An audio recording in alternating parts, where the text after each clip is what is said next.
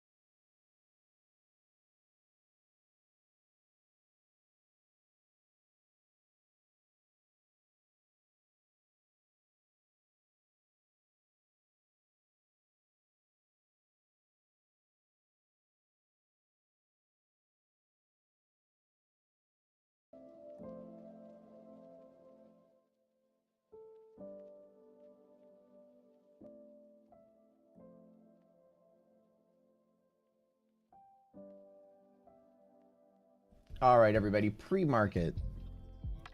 Taking a look at the DD bands. Things looking nice and clean.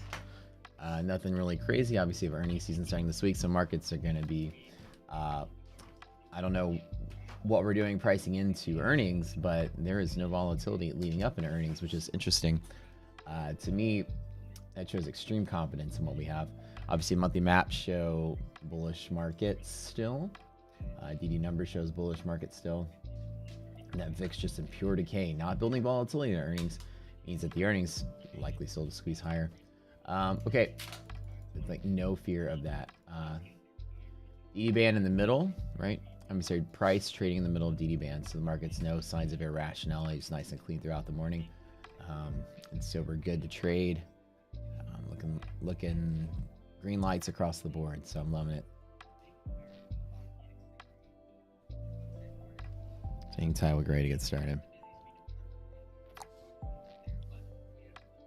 Reviewing the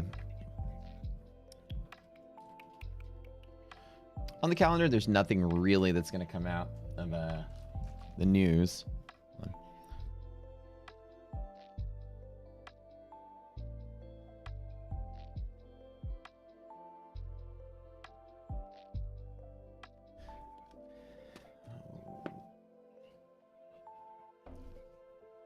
So today's gonna be a nice boring day, I'd say.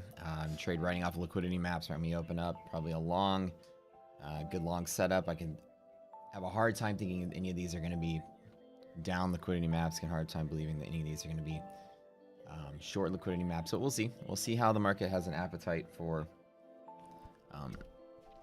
what's going on leading up in earnings.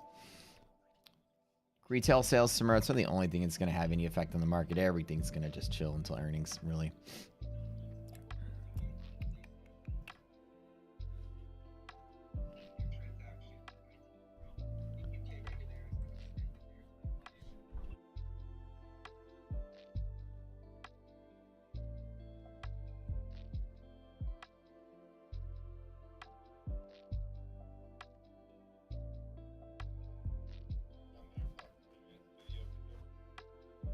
Hi, everybody. Monthly option expirations also on Friday. There's gonna be a little volatility from that too.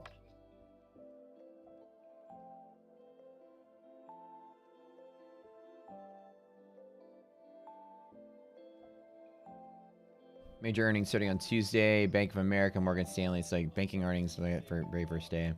Wednesday, Netflix and Tesla. So there's some big movers there. Thursday, TSM, J&J. Major tech the following week, so it's going to be a pretty busy rest of the month.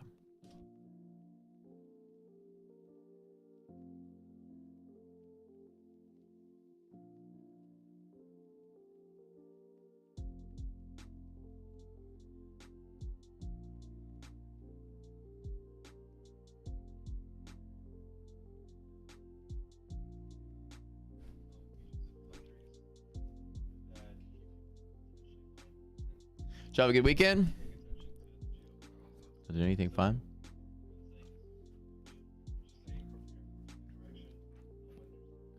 This is my first full week back from it. I felt like 2 weeks of vacation. Kind of halfway came back last week. All right, 1 mental market opens.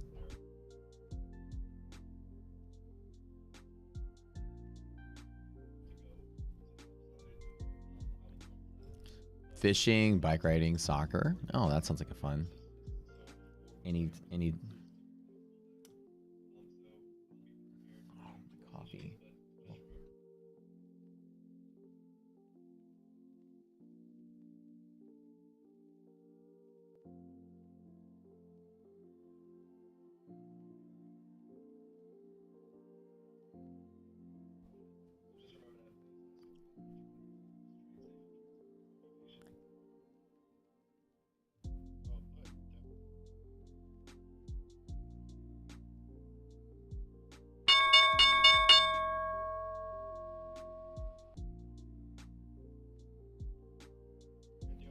All right. Out the door. Resilience is strong. Things looking clean.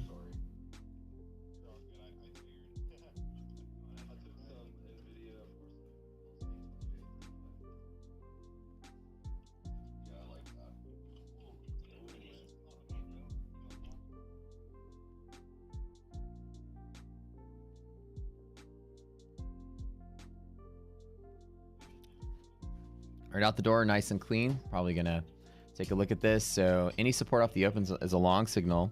Got the liquidity maps, waiting for those to come through. Okay. What's going on here? All right, mean reversion long. Where's the monthly hedge pressure today?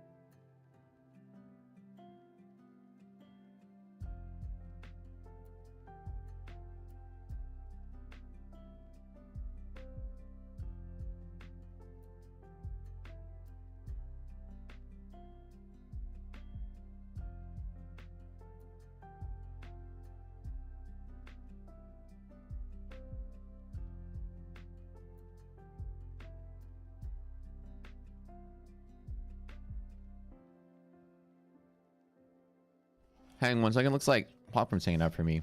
You guys getting your data come through? Let me check on that real quick.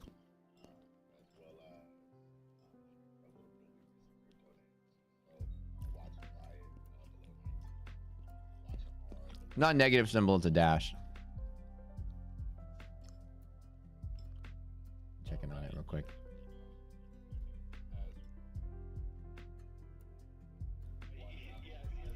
So using what we have, I'm sure it's going to be an up. MHP's down here somewhere. So mean reversion long, 449 to bull zone. That's basically all that we have today off of this. So. I'm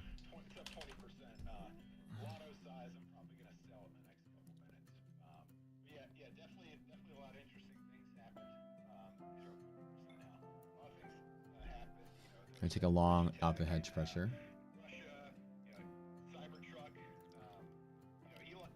We're double checking on the data.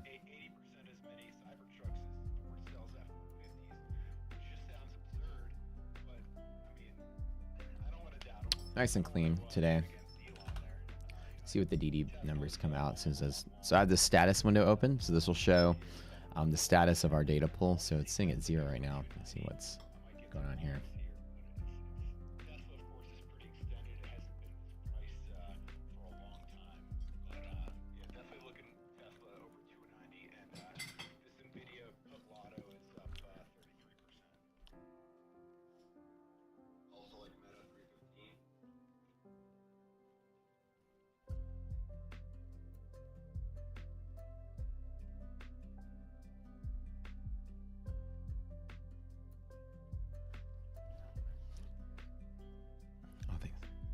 All right.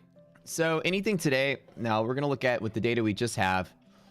Edge pressure 449 on SPY, long pressure through the middle.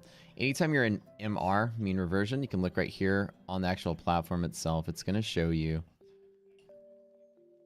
Let me turn some of these off.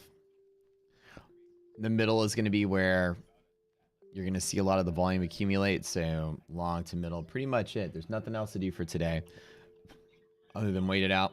It could be some long pressure inside of here. Off of close price, there could be a long. But your exit target, does it have a lot of room to go? There's really not any good reward to risk on a day trade, at least. A lot of times in these setups, people will sell calls and sell puts out of the bands. Or sorry, out of the zones. Can I explain illiquidity and liquidity pocket? Yeah, sure. Give me a second while we're working to see what's going on with the data.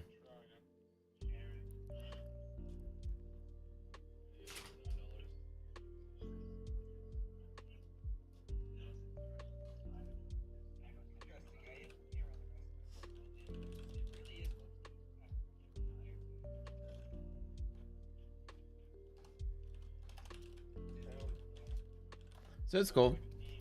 Even today with just very little setup. Kind of good to wait it out.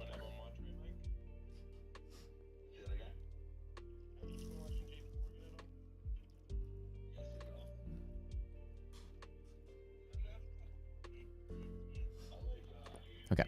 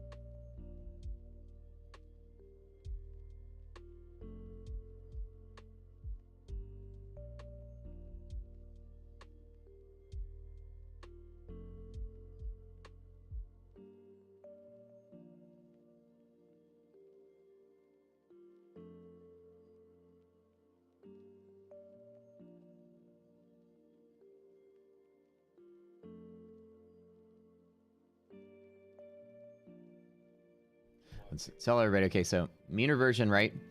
In the middle of the two zones is typically where the market's gonna hang up. And so with the S&P being in between bull and bear zone, as you see right here, it just means that it's sandwiched. It's not bullish, it's not bearish, it's just kind of in the middle. And it's a ranged day, most likely. Breaking out to either side is the rare case. And so we don't take the bets that that's going to happen. Typically, if you open in the middle, you tend to close in the middle towards the end of the day. So while we're just kind of hanging out here, the trade from 449 to 449.5 is just like 5 points of move. Not really worth taking, as you see the market's just kind of chopping around there. So right out the door, I just say, okay, with the S&P, I'm not longing or shorting directionally. That's how that works. Let's go through QQQ and walk through another liquidity map. Now we're missing some data, which will kind of use whatever we do have. We're missing our monthly hedge pressure data. For some reason, that didn't come through. So our guys are looking into that now. But BL, just like BLU or BLD, it's the same thing. Off of hedge pressure or off of monthly. So you see 380 right here is hedge pressure where these lines are drawn. If you open above hedge pressure, it has like this V-shaped move, and we open below it. So if you look at it, we're kind of doing this hedge pressure long to next resistance. That's basically what it is. So Nasdaq would have been a better trade, which would have been longing right when we open, longing again at hedge pressure, just pushing higher. There's always that push up above the blue, just like this. And then you would just long it to the next resistance. Now, the next resistance, we have 5 different rules. And pretty soon they'll all be automated on your chart. I'll just like draw the line there where the next resistance is. Okay, it looks like the data's coming through.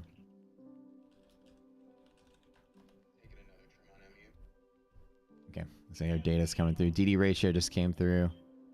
Okay, good. So it's good. And perfect. All right, everybody, your data should have popped up now. So when you look at next resistance right here, anytime one of the easiest next resistances is to look at the DD band. So for instance, if you're in the middle, the next resistance can be this or that. So with the NASDAQ, you have a DD band in the way, and the S&Ps, you also have a DD band in the way. So those can be your profit targets when you're looking to trade.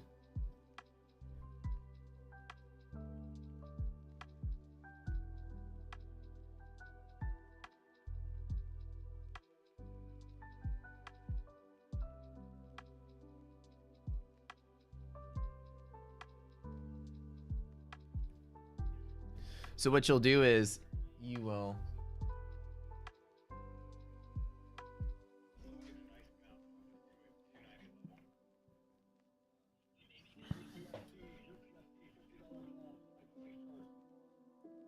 have a BLU NASDAQ right out the door, clearly right off a hedge pressure up towards the DD band. And so when you mark where that is on your chart, my drawing should be here somewhere.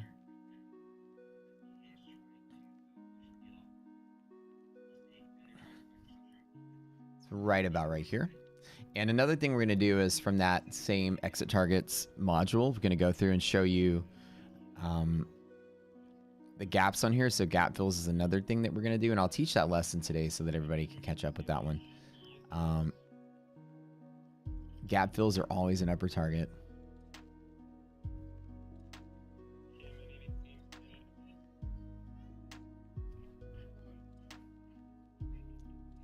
So it's like there's no gaps to be filled in the way. So just basically today would be QQQ, BLU to those DD bands. Or that, where I put that. All right.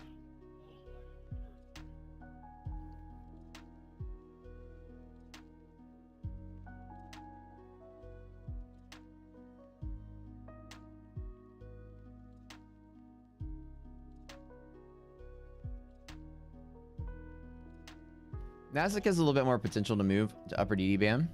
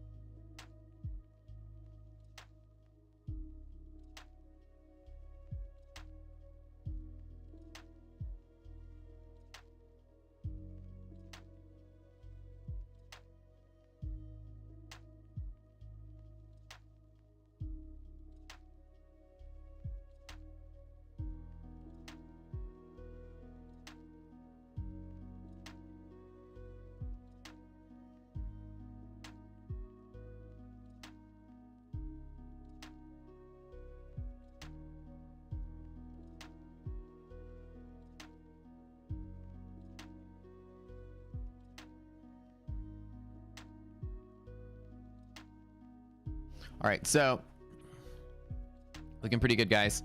So today QQQ is the one that looks to be pretty good, at least moving upward to DD band. Now we have some major tech earnings following week. This week's gonna be pretty light. We get a little sector rotation. Index divergence is gonna be present. So NASDAQ QQQ has BLU, which on the liquidity map, as you can see, there's pressure off of blue to the next resistance. The next resistance we found is a DD band. That's easy to see. IWM, take a look at that today.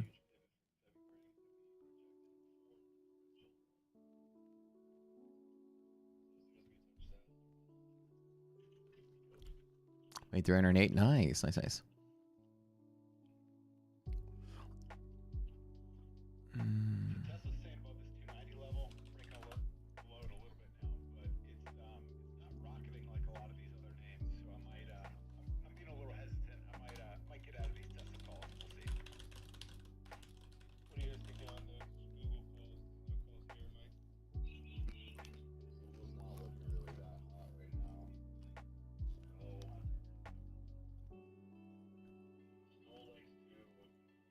Next resistance on NQ is going to be the upper DD band, 15,808. Yesterday was your birthday and ate lots of fried Mexican food and tequila.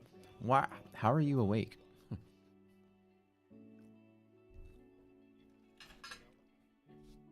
That's a recipe for 2 days worth of napping. Okay, so all right. Let's take a look. So QQQ looks to be the okay, good. All right.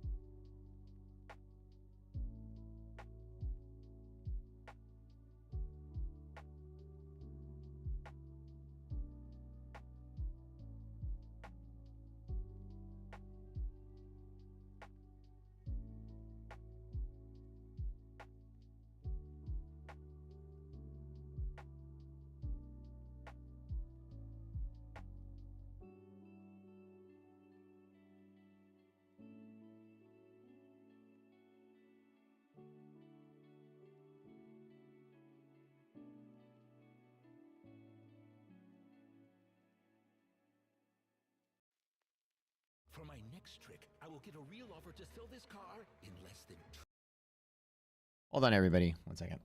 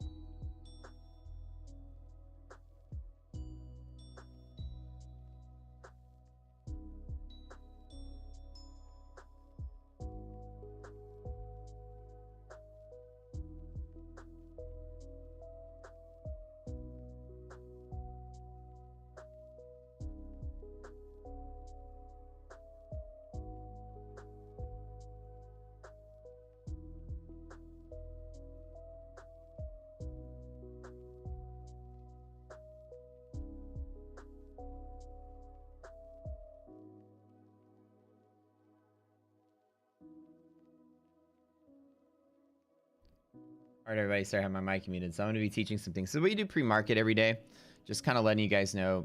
Load up, we use Financial Juice as a news aggregator. You're going to make sure that you have this open. And just double check there's no global events or news stuff before market opens.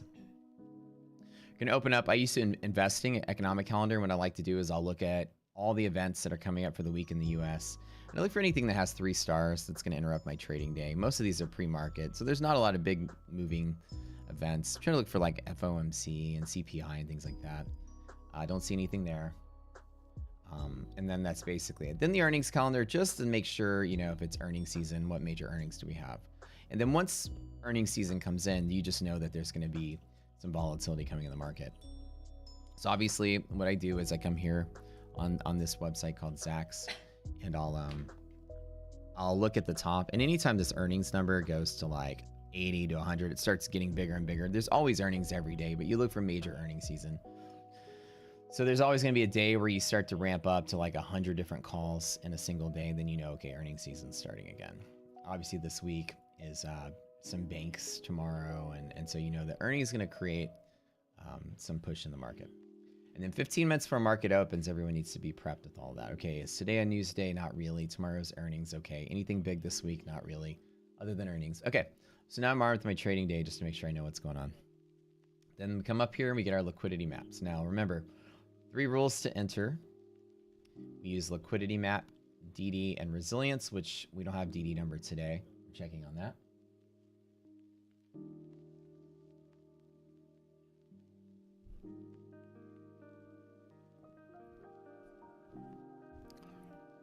And resilience.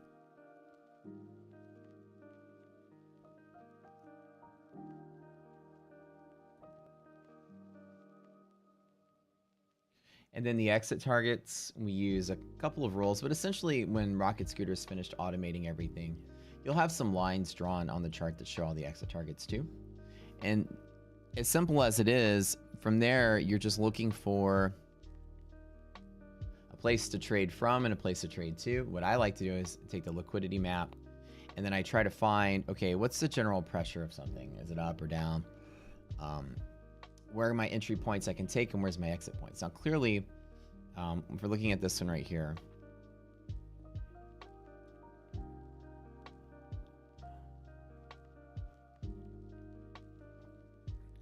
sorry guys, I had like 2 hours of sleep last night.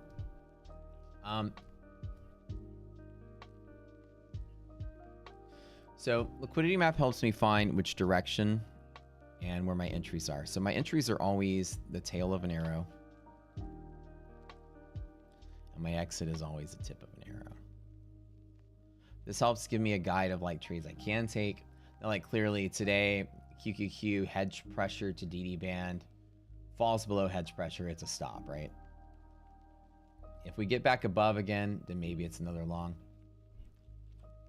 Just like out the door to take the QQQ long, then clearly, you know, it got shoved out pretty quick. Shouldn't have been a big loss.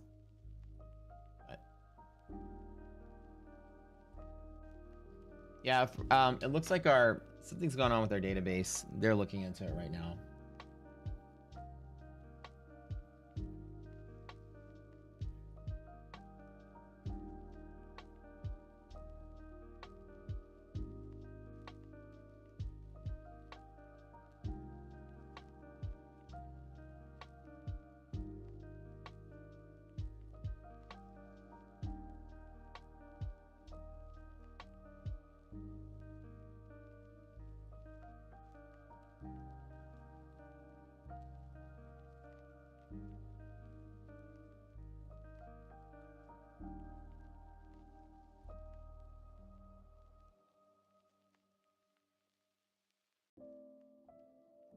Every day when the market opens, in the first minute, you get liquidity maps print out.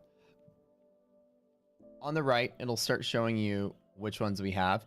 You can start analyzing them right when you get it. So this little black diamond is where you open. There's 2 different possibilities in this one. You either open here, or you can open between the 2. So clearly we open underneath blue hedge pressure, so this is the one that applies. Now, we don't have the yellow line calculated yet, so we're missing some data. But ideally, you can see that I would long from yellow and then close at blue, like a nice little scalp there. The 3 slashes basically mean that you broke through to the other side. So this one, we broke through to the other side. It's a long opportunity there. A long from blue when we break through to next resistance with the stop on the other side of blue, just like that. So you get in where the tail is and you get out where the tip is, and then you put your stop below the tail. So essentially today, you're going to determine what this resistance is through our other rules that we have. So we have exit target rules in the Discord.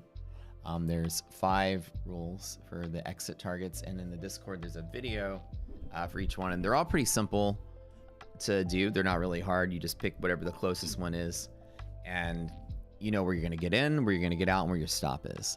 So your stop is clearly, you lose hedge pressure, get out of the way. Trading the DD band, which I have drawn on my chart right there. That blue line is about where it is. That'd be an exit target. And then, of course, the entry would be right where you rank the hedge pressure, right out the door. Now, it's hard to catch it unless you're just here, right when market opens. And, of course, if you get in a little late, probably took a little bit of a loss. So the idea is, as soon as you know what you want to do, you got to act quick. And so say if I took a long there and it moves to there, hypothetically, and then you dump below here, it's better to get out of the way and just close everything, because it should have moved if it wanted to move, and then it's not. So I'm going to get out of the way and be safe. Anytime that you trade on a hedge pressure break, this is a little side note for everyone. Anytime you break through, you're hoping that it squeezes really fast. And if it breaks through and loses momentum and comes back down, don't bet that it goes. Just get out of the way. So it's one of those quick scalps that you try to grab really quickly. And just know that where you open in the morning, as long as the markets are rational, this is a way to write this down if you guys are taking notes. If the lights are green, and pretty much mostly green and yellow are all green, we call it rational day. If you open below hedge pressure, almost 9 out of 10 times, you're going to close below hedge pressure by the end of the day. If you open in bull zone, you're going to likely close in bull zone. Open in bear zone, you'll likely close in a bear zone. So no matter what it does, it's usually going to end up where it started. Not exactly where it started, but on the same side. So an example is if you open right here in a bear zone and you press to bull zone, 96% of the time you actually close back in the bear zone. So any break of a hedge pressure is usually short-lived more often than not. So when you take them, they're quick in, quick out, and then you don't bet that they keep going forever and ever, because those squeezes are rare. So 89, the stats on SPY is 89% of the time you stay on the same side at the end of the day on hedge pressure. 89% hedge pressure. And 96 zone. So an example is like if you open bull zone and you dip to bear zone, more often than not, no matter what it does throughout the day, you end up right here. Somewhere in here. Market's pretty resilient and they don't change hands a lot throughout the day. I'm extremely tired, you guys. I only got like 2 hours of sleep. I'm getting off of vacation mode.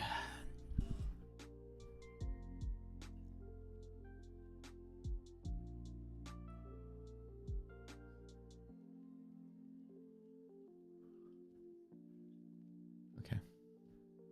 Give me 1 second, maybe.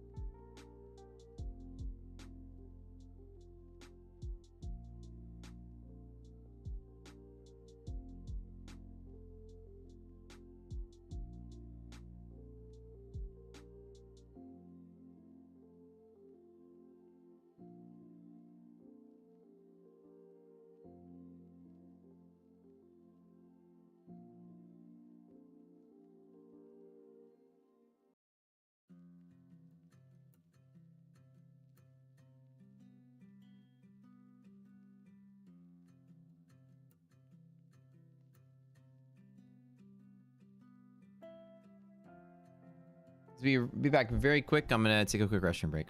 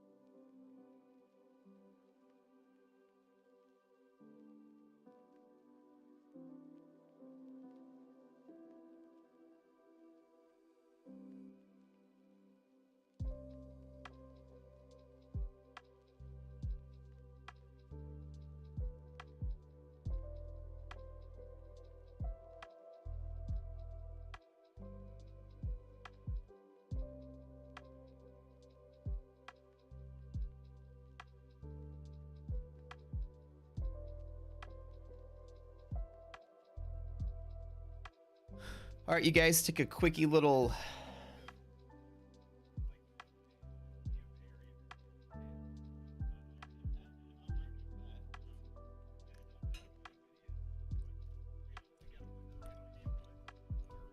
not making any trades today. Everything just looks kind of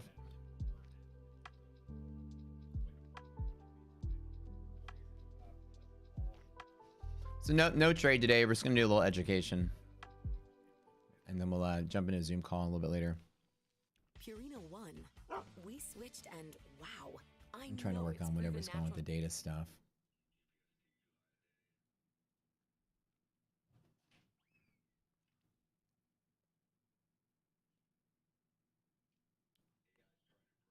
Okay.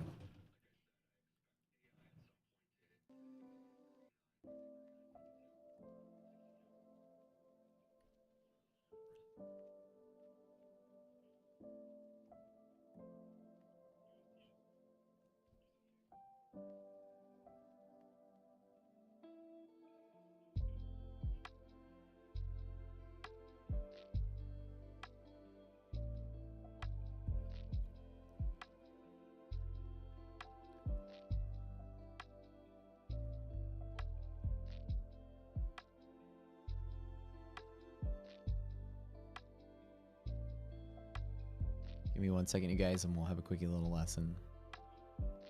Yeah, no trade. There's no trade today. Nothing good. Not touching it.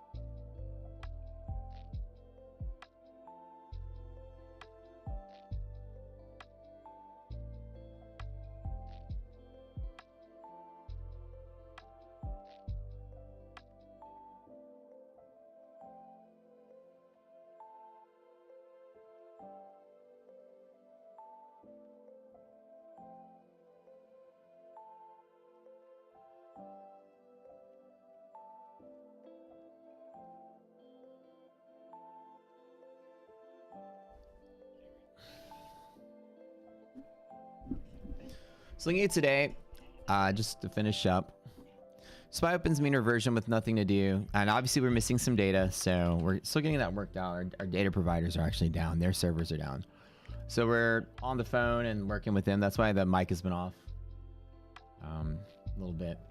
So they're looking into that, figuring out what's going on with the rest of the stuff, and things should be coming in pretty soon.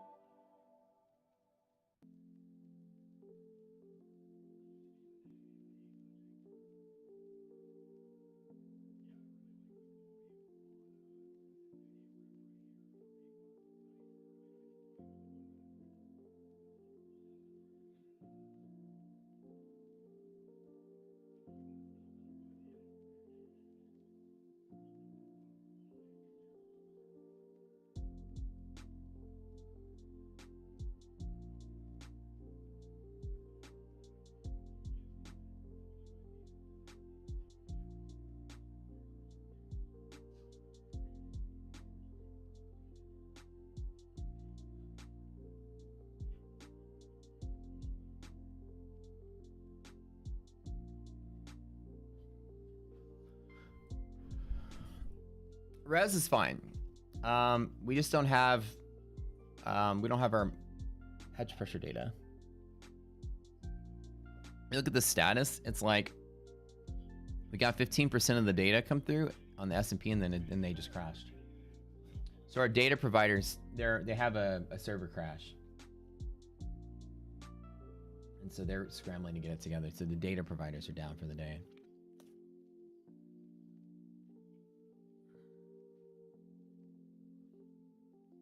Okay. We'll do a quick lesson in about 3 minutes. So hold on.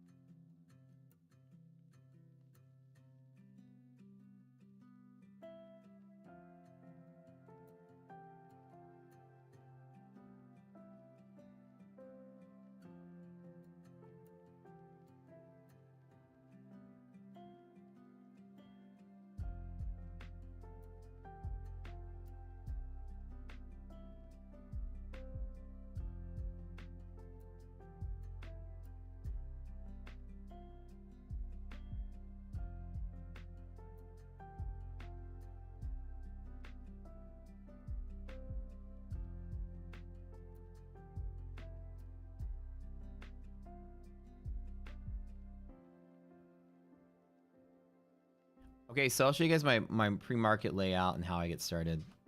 So every day, like I said, we go through and look at the pre-market check just to make sure there's no news, no earnings, nothing that's going to interrupt the day. And I always want to be aware of a catalyst or event. I don't want to be in a day trade during an event. I always want to be out of my trade leading up to an event. So anything that has like 3 stars on investing.com's little thing, like any of the big events, I'm going to be out of my position before it happens. And that's typically the way. You don't want to like trade into an event because you're just kind of gambling at that point. So then I have all 3 indices open, and I'm going to make sure I find the one that's the easiest to trade. So if you look, we don't have the data for IWM yet, so let's pretend that we don't have it for this purpose. Okay. QQQ is opening on the bull side. S&P is opening mean reversion. So usually the S&P limits what everything else does. You see QQQ's upward move is kind of limited by the S&P hitting a resistance. So you kind of need to understand that no matter what you do trade, the first one that bumps into resistance is likely to pivot the other ones. The indices all are kind of tied together because the stocks overlap. So if you see the SPY, and I always do my analysis no matter what I trade with SPY. And so if SPY is mean reversion, you know that it goes towards the middle of the zones. It's not bullish, it's not bearish. And as you see all day long, while it's moving higher, it's really not moving outside of the zones. And you can expect that with mean reversions. They tend to float in the middle. So if you get lucky and trade from one side to the other, you're very lucky. You should not overextend that, right? So today, SPY trading towards the middle, we always count the reward being at the middle. So when you're doing risk and reward, we don't anticipate that it goes anywhere but the middle. So this is 5 points. And my stop is always a 10-point stop on the other side of hedge pressure, or a one strike stop. So SPY will be 1 point, QQQ will be 1 point. So by default, my default stop is always 1 point below hedge pressure if I lose it, or 1 point below whatever my resistance is. So with mean reversion showing the middle being half a point away, the risk and reward is 1/2. It's not greater than 1-to-1, so it's not really worth taking. So when a day like today happens where Nasdaq is bullish and SPY is mean reversion, you know that you still have some bullish move in Nasdaq that you might want to take. You just have to know that S&P is probably going to limit the move up. That's why we had a little bit of downside right out the door. And then it's fighting its way back. So what you would do is you would let it stabilize, settle out. If you take the first trade, for instance, in QQQ, and then you lose hedge pressure and stop out, and it breaks right back above again, you can take a second stab at it with a smaller position, you know, and essentially, this is again just educational purpose only, not telling you what to do. Say that I longed out the door and lost it and stopped, better safe than sorry, and I see it starting to fight higher, and resiliences are looking good and everything looks like it's going to be stable. I can get back in on the long with a smaller position to take the trade I want.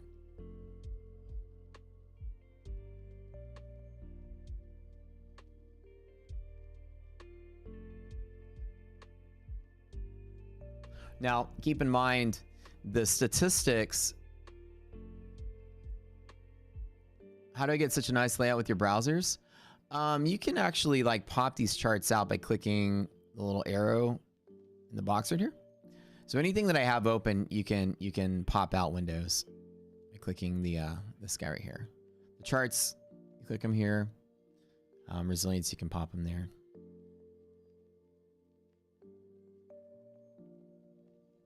Okay.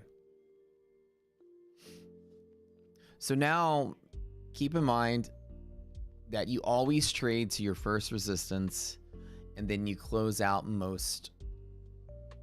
all of your position. So what we do at Rocket Scooter is we exploit imbalances. So you find where a buy imbalances and a sell imbalances, and then you trade from one place to your resistance. You get in and then get out, and then you take your one trade, and then that's basically the highest probability trade you can find. In the first half hour, you're likely to find something because that's when the most rebalancing happens. You know, if you don't find something within an hour, you're probably overstretching yourself. The optimal browser for Rocket Scooter, they're all good. I honestly like Edge. That's what I've always used. But that's because I don't use Edge for anything else. I don't have any like extensions or other stuff on it. Okay.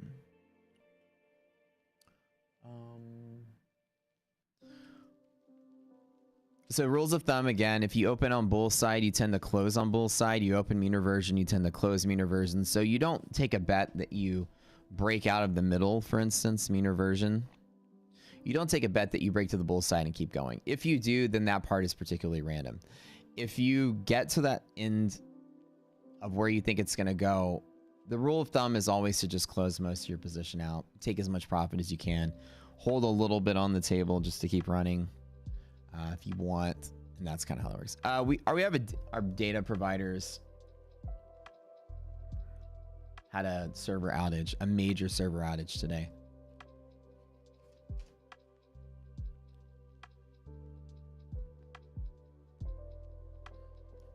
Yeah, unfortunately. Which is cool. Today's just a kind of a lazy day anyways. Okay.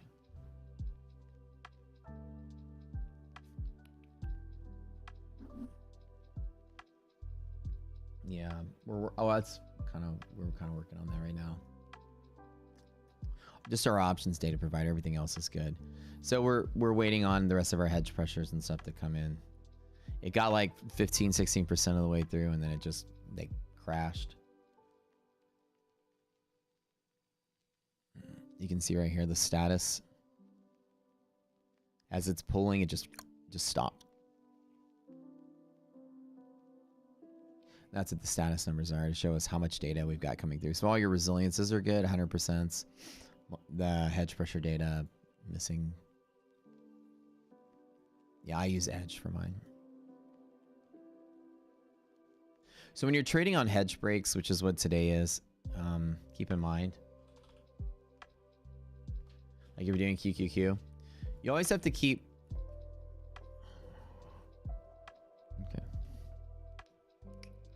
You always have to keep in mind that it doesn't like to sustain a move on the other side of hedge pressure. The stats, I'm just going to write them really quick on the chart.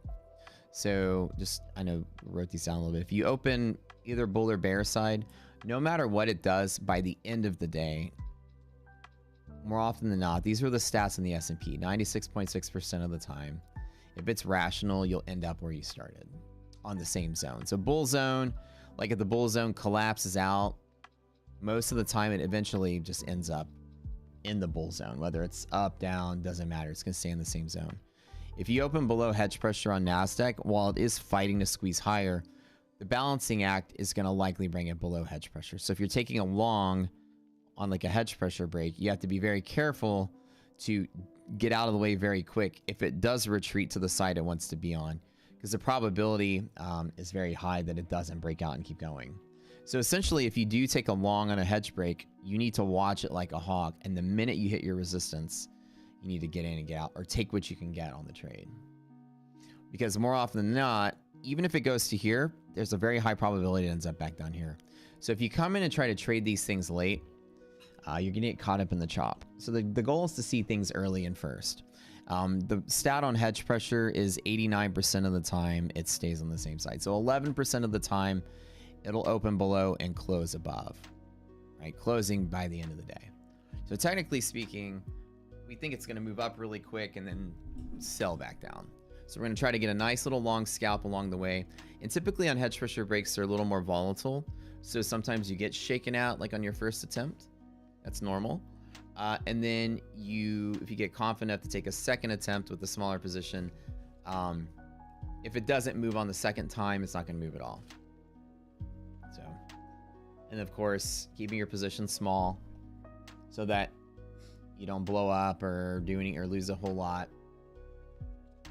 is always key.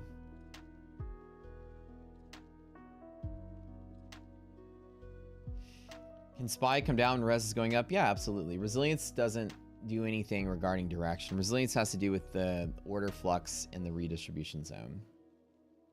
And it's arbitrage between the index and the stocks. If resilience is going down, it means the stocks are selling off faster than the index is. It's like a rate equation. Okay. So that's basically it. So your exit targets, the main two that you really want to focus on are going to be gaps and DD bands. Anytime you have either one of those in the vicinity, then you would trade to there fully, and then that would be your full day's trade.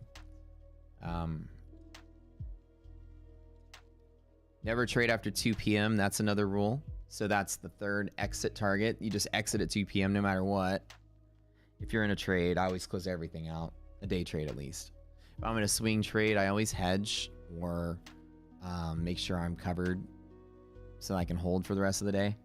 The market just spontaneously becomes random at 2 o'clock just because now you have 0-day options on a daily basis expiring in the index products.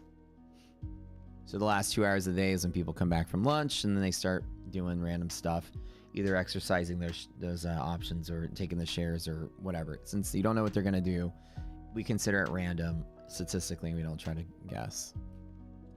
Okay. That's basically it. You have DD resilience and liquidity map help you find entries and direction. Exit helps you find exit, and you make sure the risk and reward is greater than 1-to-1. If you have less confidence in the play, like today, okay, I want a long QQQ, but it's a hedge break. It's a very small chance it keeps going. But I do want to play it, so I'm going to play something very small because my position size is proportional to my confidence in my trade. Higher confidence, the bigger the bet. The stronger the hand, the bigger the bet. And while everything it's kind of lining up to not be bearish today. It's just not a strong signal because we didn't open above hedge pressure to give that burp. We're just pushing through it. So if we open above hedge pressure 89% of the time, it would stay above hedge pressure. If we open, so we open right here where this white line is. If we open above 89% of the time, I say that I'm going to stay above, which is great. So I would hold through any volatility. If we open below, it wants to stay below most of the time. So if it falls really quick like QQQ did, imagine you took a QQQ long and it fell really rapidly, I would just cut and run really quick just because it doesn't want to rally. And then get out of the way. And then if it tries to push a second time and show a little bit of support, a second trade is always a good idea. But never try more than 2 times. Like, the initial volatility gets wiggled off. If it makes a second attempt and fails, no dice. Somebody says, how do you work with zones? And there's a bull zone, then a small bear zone below it. How do you work with zones? You only trade the zone that you're in. Good question. So don't worry about what's below it. For instance, with QQQ, it's in a bull zone, so you're only going to look at the bull zone side of things. And as you can see, like on the liquidity map, oh, okay, so if you look on my screen, everybody, this is how you want to set it up. Go ahead and close everything down. Okay, so what I want everybody to open up first is the one that says display, the second one. And this is my normal loadout. Then I want then open alerts, which is the second from the bottom. These are the basic ones that you're going to always have open. And then liquidity map below it. So those 4 pretty much your controls and your alerts and your reference points. So that's what you always want to have. The others are just like chart versions of resilience and DD. They're good to have open if you want them open. I actually open mine and blow them up and make them big to the left. You can do that or not have to do that. But either way, the liquidity map in the bottom right kind of gives you the feel of the market. And as you see today, liquidity map says BLU.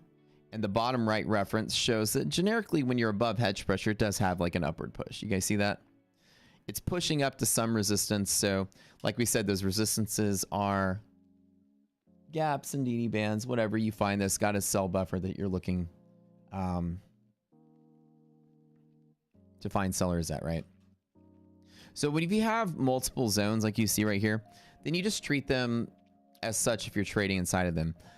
If you're inside of what we call liquidity pocket, where the bull zone is above the bear zone, we have some infographics in the Discord that'll show you the difference between liquidity pocket and illiquidity pocket. Oh, here we go. Looks like our data's coming through now. I just saw a spike here. So I guess they got the servers going again. Liquidity pocket is also known as mean reversion. So MR and LP are synonymous. Mean reversion just hugs the middle. So really you don't bet either direction. You don't bet that it breaks out. You don't bet that it sells off. You don't bet that it does anything. I don't. If you're trading options, a lot of options traders would like to play the sell side of options, right? To bet that it doesn't go outside of these liquidity pockets, and they'll like sell call spreads and sell put spreads just like that. So liquidity pocket, liquid, middle reverting, it just hugs the middle, and you don't really put a lot of stock in a directional move. Balanced markets are balanced. Illiquidity pocket is like, it's where they're inverted when bear zone is above bull zone, and the difference is it tends to like rush from one side to the other instead of hug the middle. So in liquidity pocket, you're going to see that it's going to accumulate a lot of volume in the middle. See how SPY is like accumulating in the middle?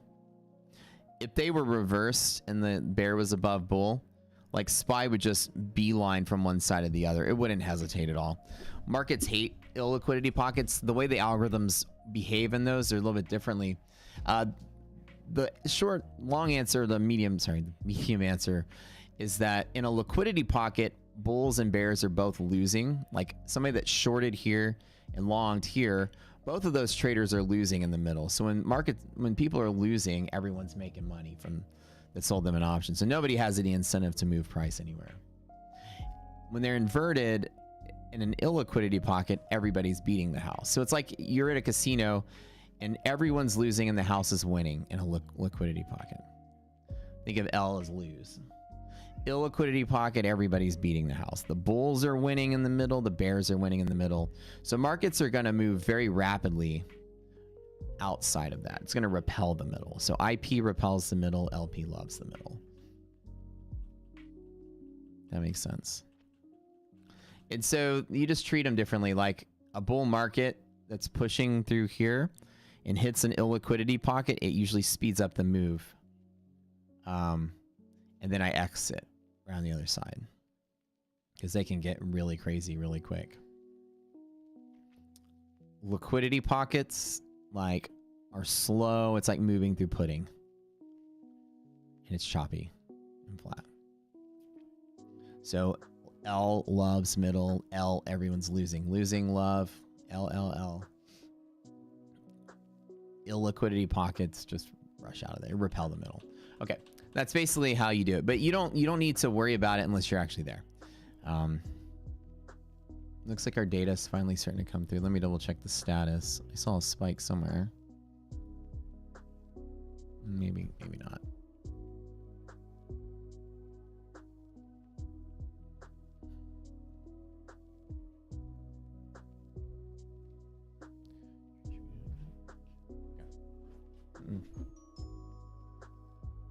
All right. So at first, when you take your initial stab, your confidence is medium or low, and you lose, for instance, with QQQ. If you take a loss and you try again, trade smaller. If after 2 attempts the same trade doesn't work, it's probably going to not work. And this is a day where there's not really a good clean setup. And that's not every day is going to be a nice clean setup. So. But you want to be here at exactly when the market opens, because right when the market opens, you want to make that split-second decision. Most of my trades I enter within the first minute. So it means I'm ultra prepped and ready to go. The minute liquidity map pops up, within seconds, I'm ready to throw in a trade. And liquidity maps will get popped, within like the first 30 seconds, we'll have them up there. So it's quick split-second decision. And that's it. Okay.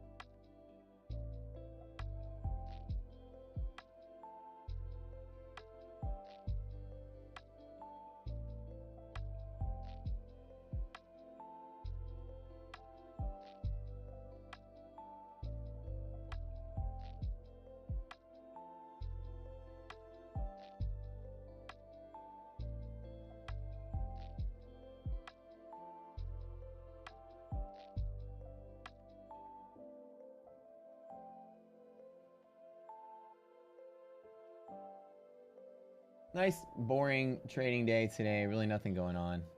I know they're not always exciting days.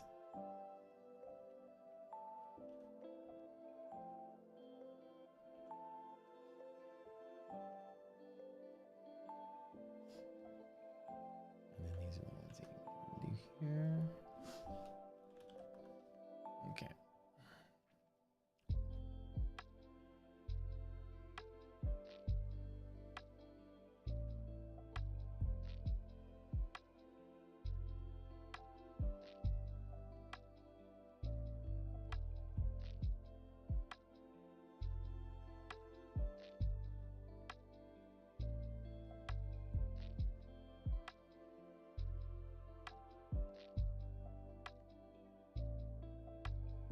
I know you love the additional liquidity map picture. I know, I appreciate that. You guys like that. I was real excited to get that in there.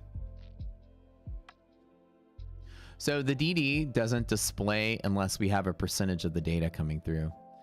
We have a threshold. If for 50, you need 50% of the data coming through for DD to show.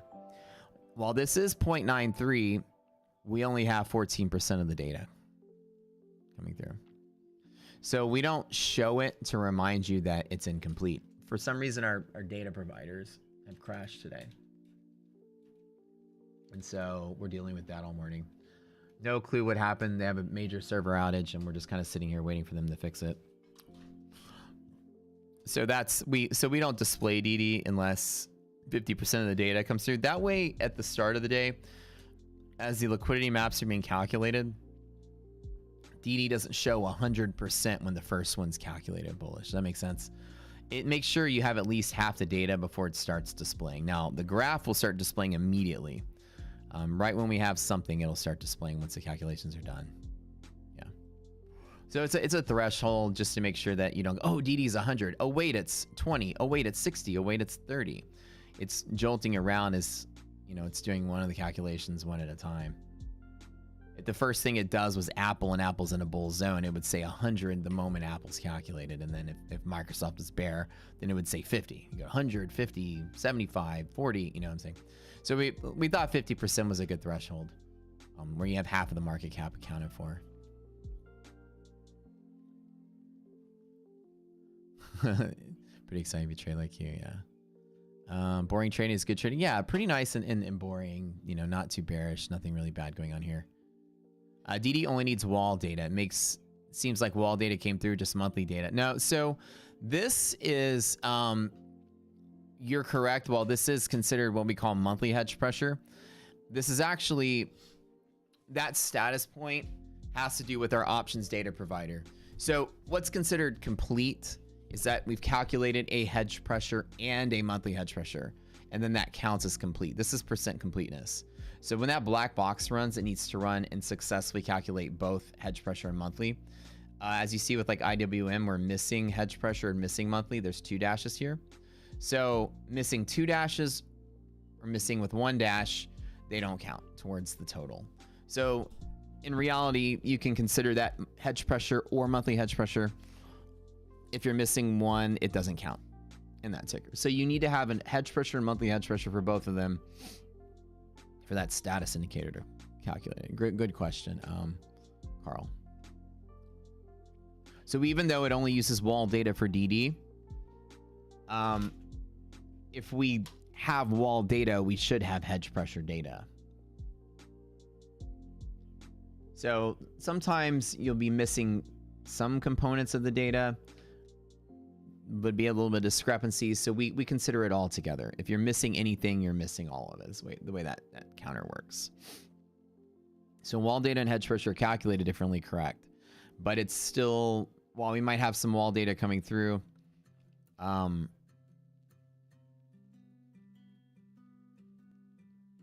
this is showing you something's missing in general. So that's 15% of the market cap has calculated walls, hedge pressure, monthly hedge pressure effectively. It wouldn't, if you have one, you should have all of them. Very rarely would our data provider like miss some data. Like if they send batch of data for Apple, it's not likely they would send like, you know, row and not send gamma, and send delta and not send theta, and send, you know what I'm saying? Like you would typically get all of it or none of it. So that's how that works. So unfortunately, they're still out. Okay, data providers called us back just now. Just got a message just now. They're back up. We're gonna run the pools. This should start ticking in a second, so we're good. Okay, so things are looking kind of stable in general. The market's like doing its thing. So in day trading, you really want to find your best trades in the first hour. It's really the best you can find Don't trade during events. Don't trade into an event. Try to be out of the way for major events. Find your best case scenario for one trade. Don't flip-flop. Don't ever long. And then if that doesn't work out, turn around and short. I think flip-flopping breeds over trading. If you were long and the market goes against you and it starts selling off, just get used to sitting out and being wrong and being okay with being wrong and not trying to attack it the other way. Like, okay, well, let me be right. If you try to always try to pick the right trade, you're going to chase more often than not your account to the ground.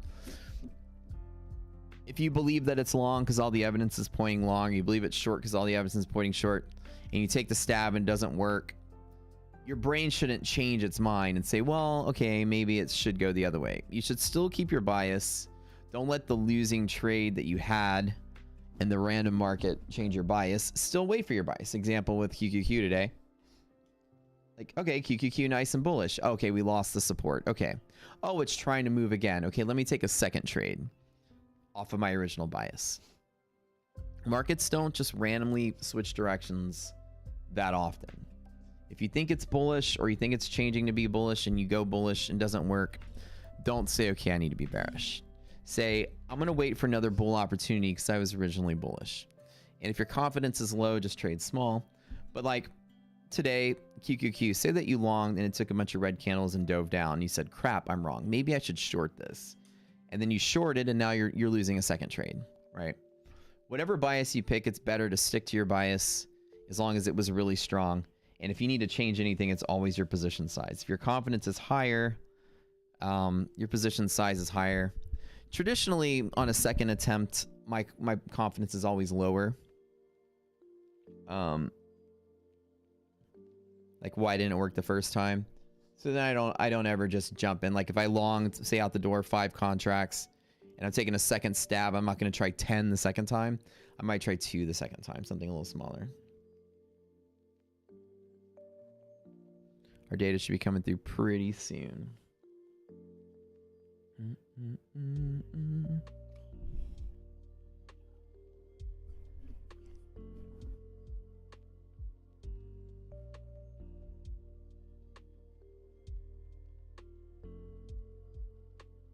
Without the ones like you working tirelessly to keep things running, everything would suddenly stop. No matter your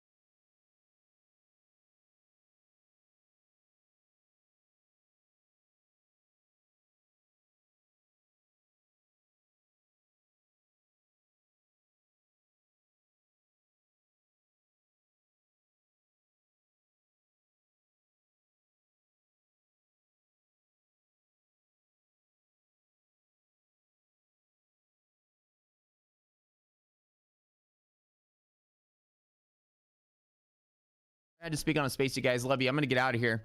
We'll do a You passed your eval, Wisdom? Oh, way to go, man. Awesome job.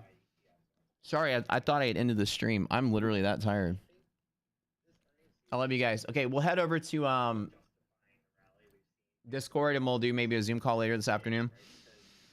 But I'm still waiting to get the data going. But I love you guys. We'll see y'all tomorrow, okay? Got an email from Tasty Trade so you have API to access their data. You can't futures data. Futures data can't transfer from one place to the other. Futures industry locks data to a platform. So whatever you get for Tasty Trade, you can't tunnel anywhere else outside of them. And there's a whole conversation about why that is, but that's the futures industry. That nobody out there is paying for data that redistributes elsewhere, and it's traditionally locked to a platform anyways. So like the data you buy from Rocket Scooter, you can't send to TradingView. You can't send to other platforms. So what they give you, unfortunately, is your data with just their platform. Yeah, no problem. All right, you guys. You think Discovering Rocket Scooter is activated? Hold on, you're still working at Legion says. You've been plenty exciting if you overtrade like you. Yeah, overtrading is hard to get over. The idea is just pick one thing and stick with it. You know, find a bias, take a trade, work on that trade, and just, if it doesn't work, learn to sit out. And Rocket Scooter, to me, is designed to help me prevent overtrading. Like, I basically do one trade a day now. If it works, it works. If it doesn't, it doesn't. Okay, we'll see you guys. Thanks for tuning in. Sorry for the data outage, and we'll be back live tomorrow, but we'll have a Zoom call later this afternoon. Love you guys.